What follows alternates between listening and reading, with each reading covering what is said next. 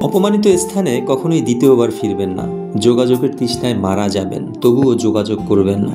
আবারও বলছি, কখনোই না।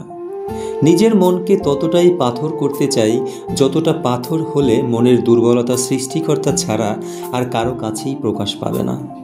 আমি অল্প অল্প করে নিজেকে সরিয়ে নিচ্ছি সেই সব জায়গা থেকে, যেই সব জায়গায় আমি নিজের উপস্থিতির মূল্যায়ন পাইনি। আমি গুরুত্বের লোভী।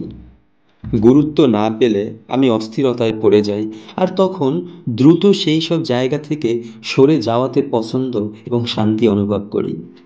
বন্ধুত্ব, আত্মীয় কিংবা পছন্দের মানুষজন সব কিছুই আমি হেসে হেসে ত্যাগ করতে পারি যদি সেখানে গুরুত্ব না পাই। নিজের প্রতি এতটুকু ভালোবাসা থাকাটা অবশ্যই দোষের কিছু না। রবি ঠাকুর একটা কথা বলেছেন, পৃথিবীতে কাহারও অভাব অধিক দিন কোনো কিছুই শূন্য থাকে না। সত্যিই তো।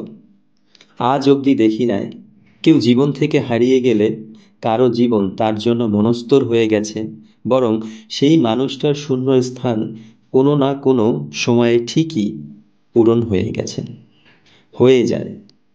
কত ভালোবাসি, কত মনের টান, কত স্মৃতি উপেক্ষা করে মানুষ দিব্যি ভালো থাকে নতুন মানুষ নিয়ে।